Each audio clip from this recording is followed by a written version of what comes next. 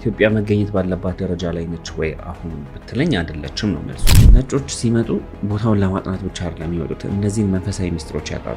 ሁሉም ጥንታዊ ሀገሮች ጠፍተዋል፣ ኢትዮጵያ ብቻ ነች ያልጠፋችው። በእግዚአብሔር ስለምንመካ እናሸንፋለን። እንደዚህ ብለህ ራሱ እንዳታስብ እኮ እየተደረገ አባቶች ትክክለኛ ለሆነ ዓላማ 150ውን ቀንሰውት ነው እንጂ 300 መዝሙራቶች ናቸው ያሉት። የንፋስ ዓለማት አንደኛው ወደ ምድር የሚመጣበት መስኮት ሰሜን ተራራ ነው።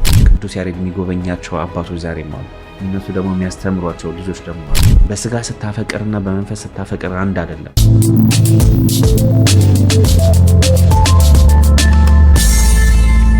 እና ንግስት ሳባ የተነሱበት ዘመን ማለት ነው።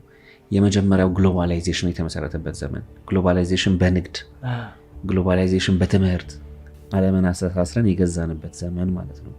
እግዚአብሔር እየተሰበከ ለዞ እግዚአብሔርን ይዘው ማለት ነው። በህገ ልቦና ወንጌል ከመጣም በኋላ ደግሞ ልክ እንደዛው ያንን ያደረጉበት ዘመን ማለት ነው። ሲያፈነግጥ ያኛው ዓለም እነ ስማዚያን ይዞ የዛር መናፍስትን ይዞ ደግሞ አዲሱን የዓለም አገዛዝ መመስረት ፈለገ። እሱ ላይ እንትኖቹን ላሳየ። ለምሳሌ ሆሞሴክሹዋሊቲ የወደቁት መላእክት ናቸው። መላእክት የሚባሉት እነ ስማዚያ ናቸው ያስተማሩት፣ ሴት ለሴት ወንድ ለወንድ።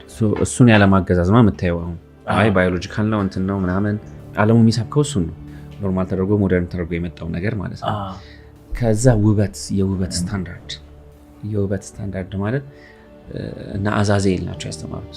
ባለፈው እንዳልኩ እነ ስማዚያ ናቸው ያስተማሩት። የውበት ስታንዳርድ ሴት ልጅ ሴዳክሽን እንደ አርት ኦፍ ሴዳክሽን ተብለው ብራንድ የሚደረጉት ነገሮች ማለት ነው። ወንድ የወንድ ነገር አለ አይደል? የወንድ ልጅ የውበት ስታንዳርድ፣ የሴት ልጅ የውበት ስታንዳርድ፣ ሴት ልጅ ውበቷን ለመጠበቅ ማድረግ ያሉባት ነገሮች እና አዛዜል እነሱ ሴዲዩስድ ለመሆን ለሴት ልጆች ያስተማሯቸው ነገሮች ናቸው። አጭር መልበስ፣ ሰውነትን የሚያሳዩ የሰውነትን ቅርጽ የሚያሳዩ ልብሶች፣ ቅንድብ መቀንደብ፣ ሊፕስቲክ መቀባት፣ ኩል መኳል፣ አርቲፊሻል የሆኑ ነገሮችን መጨመር፣ እነዚህ ነገሮች ለሰው ልጆች ያስተማሩት እና አዛዜል ናቸው። ዳንስ፣ ሴዳክቲቭ የሆኑ ዳንሶች፣ ትወርክ ምናምን እሱ ነው ታሪኩ። ያኔ ዓለም ምድር ያበደችው የሰው ልጆች ያበዱት በዛ ነው። ስለዚህ እነ ስማዚያ እና አዛዜል ለሰው ልጆች አንደኛ ብራንድ አድርገው ያስተማሩት ነገር ወሲብን ነው። ያንን ስሜት ለማምጣት እነዚህ ነገሮች አድርጉ ተብሎ ሴቶቹ እያደረጉ ወንዶቹ እያደረጉ እነሱም ሴዲዩስድ እየሆኑ አይደል? አሁን ዓለም ላይ ካለው ፖለቲካ ጀርባ ያለው ምንድን ነው? ወሲብ። ከዓለም ፖለቲካ ጀርባ ብዙ የወሲብ ቅሌቶች አሉ እንደምታውቀው። ከሆሊውድ ጀርባ፣ ከሙዚቃ ኢንዱስትሪ ጀርባ፣ ከፖለቲካው ጀርባ፣ ከኢኮኖሚው ጀርባ እንዳልኩ ወሲብ አለ። ይህንን ነገር የፈጠሩት እነሱ ናቸው ቅድም እንዳልኩ። ስለዚህ የኢኮኖሚ ስርዓቱ፣ የፖለቲካ ስርዓቱ፣ ማህበረሰባዊ ስርዓቱን ማኒፕሌት አድርገው ያኔ ጥንት ገና ሲወርዱ ያስተማሩትን ነገር አሁን በሲስተም መልክ በስርዓት ተዘርግቶ ዓለምን እየገዙ ነው። ሰው አብስትራክት ባይሆንበት ደስ ይለኛል። ኢሉሚናቲ ምናምን ሴክሬት ሶሳይቲ ምስጢር ማህበረሰቡ ሲምፕሊፋይ አድርገን ብንረዳው ቆንጆ ነው። 200ዎቹ የስማዚያ ነገዶች እና የዛር መናፍስት አንድ ላይ ሆኖ የፈጠሩት ስርዓት ነው ኒው ወርልድ ኦርደር። ዓላማው የሰውን ልጅ ማድቀቅ እና የእነሱ መንፈስ ማግዛት ነው። በሰው ልጆች ላይ አድረው ይሰራሉ ነው። ከዛ ደግሞ የኢትዮጵያን የገዥነት ስርዓት መንጠቅ ነው። ለማገዛዝ ኢትዮጵያ ነበረች ዓለም የምትገዛው። በቃ እሱን መንጠቅ ነው። ኢትዮጵያ እንዳትነሳ ማድረግ ነው። ሁሉም ጥንታዊ ሀገሮች ጠፍተዋል አይደለ? ኢትዮጵያ ብቻ ነች ያልጠፋችሁ። እማጠፋው ያልጠፋችሁ ጥቃት ስላልደረሰባት አይደለም፣ ስለማጠፋ ነው። ቃል ኪዳን ስላላት፣ ተስፋ ስላላት ነው። ሰንደቅ ዓላማው ስላለች። አይ ምንም ጥያቄ የለውም እኮ ኮምፕሊኬትድ ነገርም አይደለም። አርኪኦሎጂካል የሆኑ መረጃዎች አሉት፣ መጽሐፍት አሉ። ኢጂፕቶሎጂ የሚባለው ተቋም እኮ የተመሰረተው ማን ያዘዋል? ይሄንን ለመጋረድ ነው።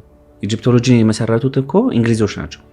የሚባለውን የጥናት ተቋም ራሱ ፈንድ የሚያደርጉት እነሱ ናቸው። ኢጂፕቶሎጂ ተብሎ ተቋቁሞ ባለሙያዎቹ ምንድን ያደረጉት? ፒራሚድ ውስጥ ገብተው ጥቁር የነበሩትን ፈርዖኖች ነጭ ማድረግ ነው እኮ የጀመሩት። ያደረጉት ነገር አለ።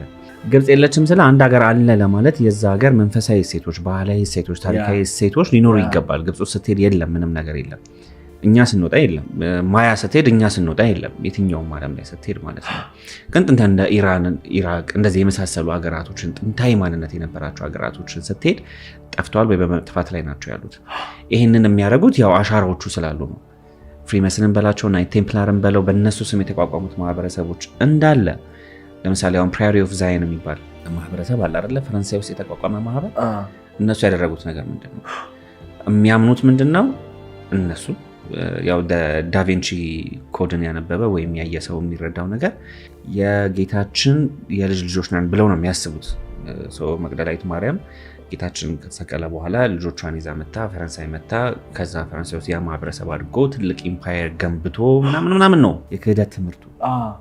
ስለዚህ አሁን አውሮፓን እየገዛ ያለው አካል እሱ ነው ብለው ነው የሚያስተምሩት ረጅም ዘመን። ስለዚህ ምንድን ነበር የሚያደርጉት? ከጌታችን ከመድኃኒታችን ከኢየሱስ ክርስቶስ ጋር የተገናኙ ቅርሶችን ለመሰብሰብ በጣም ብዙ ቢሊዮን ዶላሮችን አውጥተዋል። ብዙ ጦር አዝምተዋል። ብዙ ሀገራቶችን አጥፍተዋል። እያጠፉም ነው ያሉት። ከጌታችን ጋር የተገናኘ ነገር እንዳለ ያለው የት ነው? አግኝተውታል? አላገኙትም። ሊያገኙትም አልቻሉ። አልሞከሩም ማለት ግን አይደለም።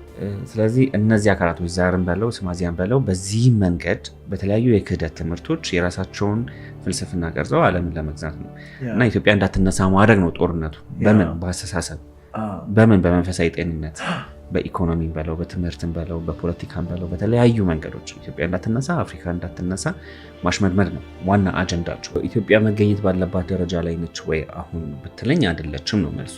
ከመቼውም ጊዜው በላይ ተፈትነናል። ከመቼውም ጊዜ በላይ ደክመናል በብዙ መንገዶች። ግን ኢትዮጵያ ደግሞ ትንሣኤ ያላት የአባቶቻችን ቃል ኪዳን ስላለ ስለዚህ ዳግም ወደ ዓለም እንመጣበት ዳግም ራሳችን የምንሆንበት ዘመን እንዳለ እናምናለን። እንደዚህ አይነት ንግግሮች እየተደረጉ ነው። አሁን ተስፋ የሚሰጠኝ ነገር በጣም ብዙ የነቁ ሰዎች አሉ። ስለ ኢትዮጵያ ትንሣኤ የሚያወሩ፣ ስለ ሀገር በቀል እውቀታችን የሚያወሩ፣ ስለ ዓለም ስርዓት የሚያወሩ። የተደበቀው የተሸሸገው ነገር የተገለጠበት ዘመን ነው። ጠላታችንን እያወቅን ነው። እኛ የሰው ጠላት የለም። ለኦሮሞ ጠላት አይደለም፣ ኦሮሞ ለአማራ ጠላት አይደለም፣ አማራ ለትግሬ ጠላት አይደለም፣ ትግሬ ለአማራ የምትላቸው ነገሮች እንዳሉ ጠላታችን ቅድም የጠቀስኳቸው ክፉ መናፍስት ናቸው። አይምሯችንን እየቀየሩ አይምሯችንን እየበረዙ እንዳንስማማ ቂም እንድንይዝ እንድንጠላላ ይሄ መጥፎ ትርክት ምናምን የምንላቸው ነገሮች እንዳለ ተያይዘው የሚመጡት ከነዛ ክፉ መናፍስት ጋር ነው እንጂ የሰው ጠላት አይደለም። እኛ ኢትዮጵያውያን ለኢትዮጵያውያን ጎረቤቶቻችንም ጠላቶቻችን አይደሉም።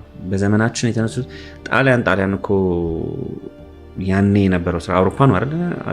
አድዋ ላይ የዘመተ አውሮፓ ሀገራት ነው እኛ ላይ የዘመቱት። እኛ ላይ የዘመተው የዛር መንፈስ ነው፣ የስማዚያ መንፈስ ነው። አድዋ መንፈሳዊ ድል ነው እንጂ ስጋዊ ድል አይደለም። በስጋ ብናወራ አይመጣም። እንደዛ መንፈሳዊ ድል ነው። ድጋሜም ሲመጡ መንፈሳዊ ድል ነው። አልሸነፍ ባይነቱ የዛር መንፈስ አንደኛው የሚያደርገው ነገር ምንድነው ታውቃለህ? የሚሰጥ የተሸናፊነት መንፈስ ነው። እኛ ምን አይነት መንፈስ ነው ያለን? የአሸናፊነት መንፈስ። እሱ ብቻ እንድታሸንፍ ያደርጋል። አሁን የምንፈተነው በምንድን ነው? ያ የአሸናፊነት መንፈስ ልክ እንዳልሆነ አይደል የሚነገር? ትምክህት ትባላለህ። እኛ የምንመካው በእግዚአብሔር ስለምንመካ እናሸንፋለን። እንደዚህ ብለህ ራሱ እንዳታስብ እኮ እየተደረገ ነው። ተሸናፊ ነኝ፣ ተንበርካኪ ነኝ። እሱ መንፈሳዊ ውጊያ መተማመን፣ ቅድም እንዳልኩ እንድትፈራ አደረጉ። አሁን እኮ አንድ ድርጅት ውስጥ ተቀጥሮ ሰው ወጥቼ በራሴ መስራት እችላለሁኝ ብሎ ይፈራል። ወጥቼ ባይሳካልኝስ፣ ወጥቼ ባይሆንልኝስ ምን ሆናለሁ ተብለህ ተመልጠህ የምትኖረው፣ ደስ ሳይል የምትኖረው፣ ሳትጠቀም የምትኖረው፣ ሳታድግ የምትኖረው ይሄ ነው መንፈሳዊ ውጊያ። ቅድም ስልህ የነበረው ማለት ነው። ስለዚህ በእንደዚህ አይነት ነገሮች ኢትዮጵያ ከመቼውም ጊዜ በላይ የተፈተነችበት ዘመን ነው። ያ ማለት ግን ተሸንፋ ትቀራለች ወይ ወድቃ ትቀራለች ማለት ግን አይደሉም። ከጀርባ እኛ ማናያቸው በርካታ ኢትዮጵያውያን አባቶች አሉ። ለኢትዮጵያ የሚጸልዩ የሚዋጉ፣ መንፈሳዊ ውጊያውን የሚዋጉ አባቶች እናቶች አሉ። እኔ እናንተ ዛሬ ቁጭ ብለን እንደዚህ አይነት ወሬ የምናወራው የእነሱ ጸሎት ስላለ ነው። በተለያየ ቦታ ላይ ሰዎች አሁንም ስለ ኢትዮጵያ የሚያወሩት፣ ስለ ሀገር በቀል እውቀት የሚያወሩት፣ ኢትዮጵያ ትንሣኤ እንዳላት የሚያወሩት፣ ስለ ባህል፣ ስለ ወግ፣ ስለ ስርዓት፣ ስለ መንፈሳዊ እሴቶቻችን የሚያወሩ ብዙ ወጣቶች ተነስተዋል። ብዙ የነቁ ወጣቶች። እሱ የትንሣኤው መንገድ አንደኛው ማሳያ ነው ብዬ ነው ማስበው። ምክንያቱም ይሄ ወሬ ከ10 ዓመት በፊት አይወራም ነበር፣ ከ5 ዓመት በፊት አይወራም ነበር። ዛሬ ግን እየተወራ ነው። ባለፈው እኔ አይደለሁም እኮ አንተ አይደለም እዚህ ጋር የተነሳው ሀሳብ ግን ብዙዎችን ያዝ አይደለ? ወደ ካልተሳሳትኩኝ 300-400 ኮሜንት ያየው ይመስለኛል። ሌሎቹም መምህር ሮዳስም የመጣ ጊዜ፣ ሌሎቹም እንግዶች የመጡ ጊዜ እነዛን አዎንታዊ ሀሳቦች የሚሰጡ ሰዎች ስለ ኢትዮጵያዊነት የኢትዮጵያ ትንሣኤ ዘቦች ናቸው። ትንሣኤው እንዳለ የምታረጋግጠው እነሱን ስታይ ነው። ሄኖክ ብዙ ሚስጥር እሱ ጋር ነው ያለው፣ የዓለም ሚስጥር። አሁንም ቅድምም ስናነሳቸው የነበሩ ነገሮች እንዳለ ማለት ነው።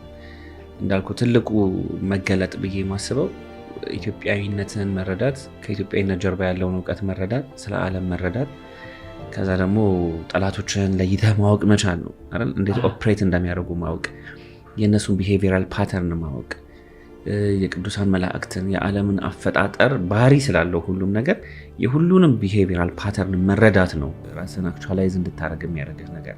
እሱን ደግሞ ብትን አድርጎ የጻፈው አባታችን ሄኖክ ነው። ጆን ዲ የሚባል ሰው ታውቃለህ? ጆን ዲ ማለት የንግስት ኤልሳቤጥ አማካሪ የነበረ ሰው ነው። በቃ የአውሮፓን ታሪክ ኦርኬስትሬት ያደረገው እሱ ነው።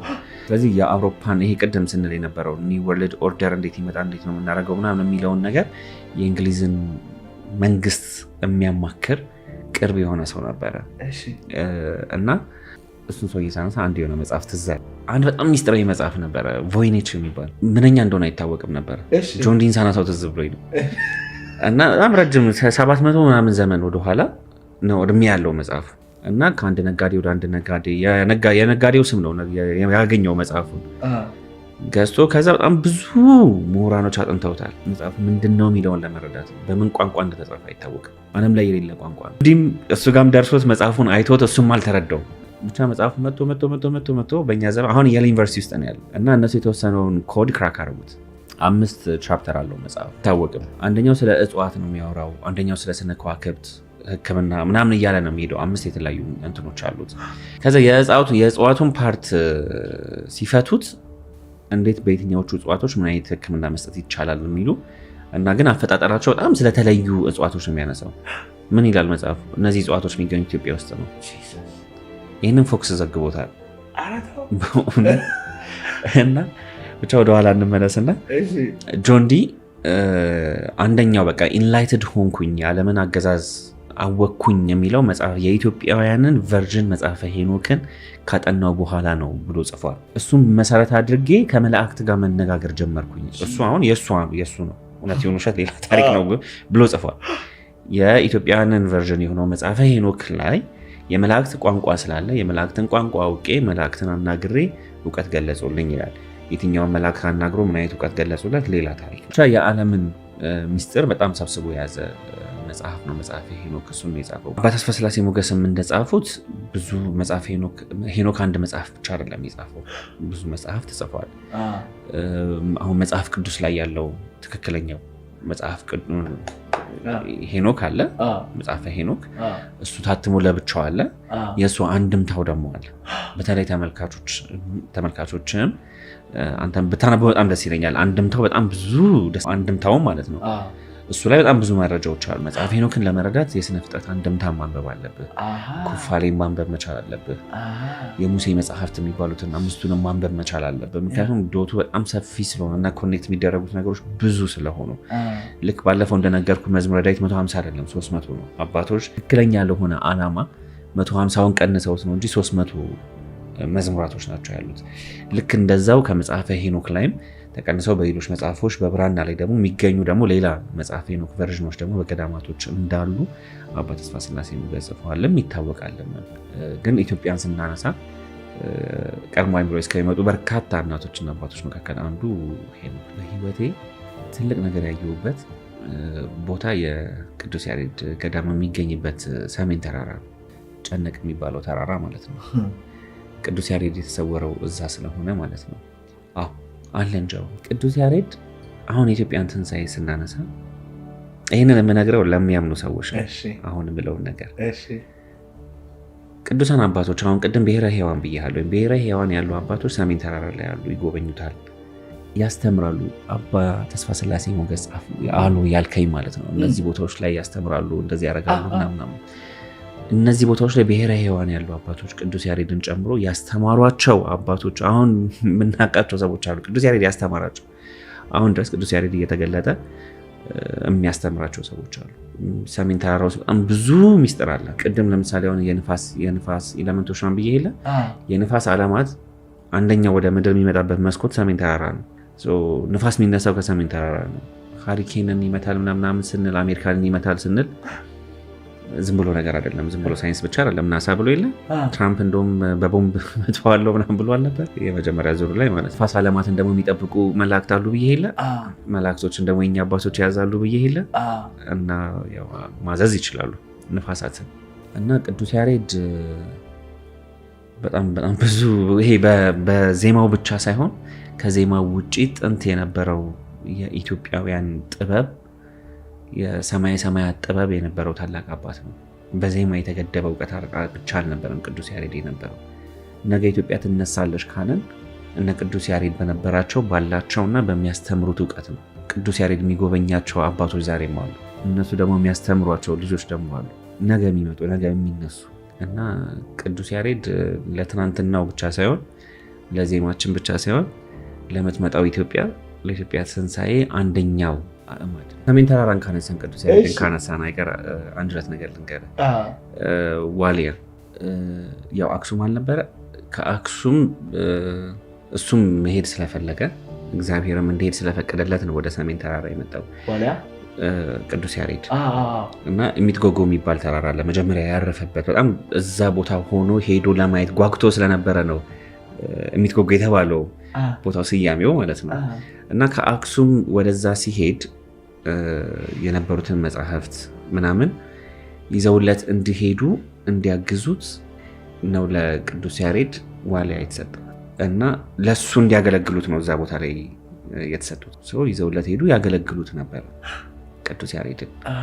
ስለዚህ ቃል ኪዳናቸው እዛ ቦታ ላይ ሆነው ቅዱስ ያሬድን እንዲያገለግሉ። ዋልያ አይቤክስ ከዛ ውጭ መኖር እንደማይችል ታውቃለህ። ኃይለ ሥላሴ አሁን አዲስ አበባ ለማምጣት ሞክረው ነበር። አንበሳ ግቢም ብርቅዬ አይደለም። ያው ከአመጣጡም ከዚህ ስላልሆነ ነው ብርቅዬ የሆነው፣ ከገነት ስለመጡ ነው። እና ሌላ ዓለም ላይም ወስደው ሊያራቧቸው በጣም ብዙ ሙከራ ተደርጎ ከሽፏል ዋልያ አይቤክስን። እና ዋልያ አይቤክስ ቅዱስ ያሬድ እግዚአብሔር አገልጋይ ሆነት ብሎ የሰጡት ነው። እና ከዛ ውጭ ቦታ ማኖር የማይችሉትም ለዛ ነው ዋልያ አይቤክስ። የሚገርም አትላንቲስ የአትላንቲስ ስልጣኔ ሲያጠኑ አትላንቲክ ኦሽን ውስጥ ከተማ አግኝተው አርኪኦሎጂ ጥናት ሲያደርጉ የወርቅ ዋልያ አይቤክስ አግኝተዋል። ዋልያ የተለያየ ዓለም ላይ ያለ ብርቅዬው ዋልያ አይቤክስ ነው።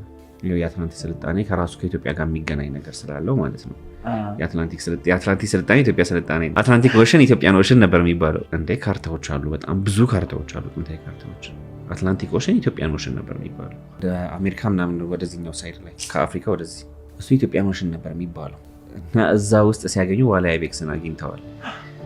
ሌላ ያው ከሰሜን ሰዎች እንዲያጠኑ ስለምፈልግ ነው። ሰሜን ተራራ በጣም ብዙ ታሪክ፣ በጣም ብዙ ሚስጥር ስላለ፣ በጣም ብዙ ጸጋ ስላለ፣ በተለይ ከኢትዮጵያ ትንሣኤ ጋር የሚገናኙ በጣም ብዙ ነገሮች ስላሉት እና ነጮች ሲመጡ ቦታውን ለማጥናት ብቻ አይደለም የሚመጡት፣ እነዚህን መንፈሳዊ ሚስጥሮች ያውቃሉ። ለምሳሌ እነሱ የሚያውቋቸውና ሊያጠኗቸው የሚፈልጉ ነገሮች የኖህ መርከብ እዛ ነው ያለው ብለው ያምናሉ። የኖህ መርከብ በኖህ ዘመን ላይ የነበረው የጥፋት ውሃ የተቀመጠባቸው ቦታዎች አሉ ብለው ያስባሉ። እውነትም አለ እዛ አካባቢ ላይ። ይህን መቶ ያጠናሉ። ከዛ ደግሞ እንዳልኩ የስፒሪቹዋል ነገሩን ስለሚያውቁ በራሳቸው መንገድ ስፖይል ማድረግ ስለሚፈልጉ በጣም መተው በጣም ዲሞኒክ የሆኑ ነገሮችን ያደርጋሉ። እና ሰሜን ተራራ ከቱሪዝም ውጭ ሳቢያችን ውጭ በጣም ብዙ መንፈሳዊ ሚስጥር እናንተምታ ያለው ቦታ ነው። ይህንን ደግሞ ያውቃሉ ምዕራባውያኖቹ። ለዛ ነው ሰሜን ተራራን በደንብ የሚያጠኑት። ልክ እንደ ሰሜን ተራራ ቅድም እንዳልከው አሰቦት፣ አፋር የሚገርም ሀገር ነው። በጣም ብዙ ሚስጥር ስፒሪቹዋሊ አፋር ብዙ ሀብት አለ። ያው ፒራሚዶቹም ያሉት እዛ። ዳሎል በጣም ብዙ ሚስጥር አለ። ዳሎል፣ ኤረርም እንደዚህ የተለያዩ ኢትዮጵያ ውስጥ የሚገኙ ቦታዎች ልክ እንደ ሰሜን ተራራ አይነት ቦታዎች አሉ። የመጀመሪያው ነገር እኔ ብናረግ ደስ የሚለኝ ወጣቶችም ይሄን ያንተን ፕሮግራም የሚያዩ ሰዎች ቢጠይቁ ደስ የሚለኝ ነገር ማንነታችንን ማወቅና መረዳት ነው የመጀመሪያው ነገር። ምክንያቱም ሁሉም ነገር ከዛ ስለሚጀምር ስጋዊ ማንነቴ ምንድን ነው? መንፈሳዊ ማንነቴ ምንድን ነው? በእኔ ህይወት ውስጥ ነፍስ ያላት ሚና ምንድን ነው? ይሄንን ማወቅና መረዳት ስችል ነው እንዴት ኦፕሬት ማድረግ እንደምችል የምታውቀውና የምትረዳው። ሰላም አተናል። በቃ በትምህርት ህይወትህ መረጋጋት ካጣህ ራስን ስትረዳ የምታገኛቸው መልሶች አሉ። ቤተሰባዊ ህይወት ላይ፣ ትዳር ላይ፣ ሁሉም ነገር ላይ በቃ ከተፈጥሮ ጋር ያለህ ኢንተራክሽን ላይ ችግር ከሌለም ችግር ካለም ሁለቱም ነገሮች መረዳት የምትችለው አንተ ራስህን መረዳት ስትችል ነው። መንፈሳዊ ማንነት ምንድን ነው የሚለው ማወቅና መረዳት ስትችል ነው። ኢትዮጵያዊነት ከዚህ ጋር የተገናኘ ነገር ስላለው ማለት ነው። ስለዚህ የመጀመሪያው ነገር እኔ ወጣቶችም፣ ጎልማሶችም፣ አዛውንቶችም፣ ልጆችም ሁላችንም የመጀመሪያ ማንነታችንን እንወቅ፣ እንረዳ ነው። መንፈሳዊ ማንነታችን ምንድን ነው? መንፈሳዊ ማንነት ማለት ምንድን ነው? እነዚህ አራቱ የስጋ ኤሌመንት የምንላቸው የእሳት ባህሪ የምንለው፣ የንፋስ ባህሪ የምንለው፣ የውሃ ባህሪ፣ የመሬት ባህሪ የምንለው ነገር ህይወታችን ውስጥ እንዴት ነው ማኒፌስት የሚያደርገው? ስንፈተን በእነዚህ በአራቱ ነገሮች እንዴት ነው የምንፈተነው? ህመም ሊሆን ይችላል፣ ባህሪ ሊሆን ይችላል፣ አኗኗር ሊሆን ይችላል፣ የህይወት ዘይቤ ሊሆን ይችላል። በእነዚህ ሁሉ ነገሮች ላይ አራቱን ቦታ ስላላቸው ማለት ነው። ከዛ መንፈስ ምንድን ነው? መንፈሳዊ ማንነታችን ምንድን ነው? በስጋ ስታፈቅርና በመንፈስ ስታፈቅር አንድ አይደለም። በስጋ ስታፈቅር ቅርጽ ነው የምታፈቅረው። በስጋ ስታፈቅር የስጋ ነገሮችን ነው የምታፈቅረው። በመንፈስ ስታፈቅር ግን ታፈቅራለህ። ፍቅር ትኖራለህ። በመንፈስ ስታፈቅር ኮሚትመንት አለው። በመንፈስ ስታፈቅር ኢንቲሜሲ አለው። የማይበጠስ ኢንቲሜሲ፣ የማይቋረጥ ኮሚትመንት። በስጋ ስታፈቅርስ ፓሽን ነው። መንፈስ ፓሽን የለውም አይደለም። አሁን የነገርኩ ብቻ ትዳርህን ያስተካክላል፣ የፍቅር ግንኙነትህን ያስተካክላል፣ ቤተሰባዊ ህይወትህን፣ ጓደኝነትህን ያስተካክለዋል። ስታፈቅር እንዴት ነው ማፍቀር ያለብህ? እሱን እንኳን የምታውቀውና የምትረዳው ወይም ተፈቅር ያለው ስትል የተፈቀርከው በመንፈስ ነው በስጋ ነው የሚለውን እንኳን ማወቅና መረዳት የምትችለው እነዚህ ነገሮች ማወቅና መረዳት ስትችል ነው።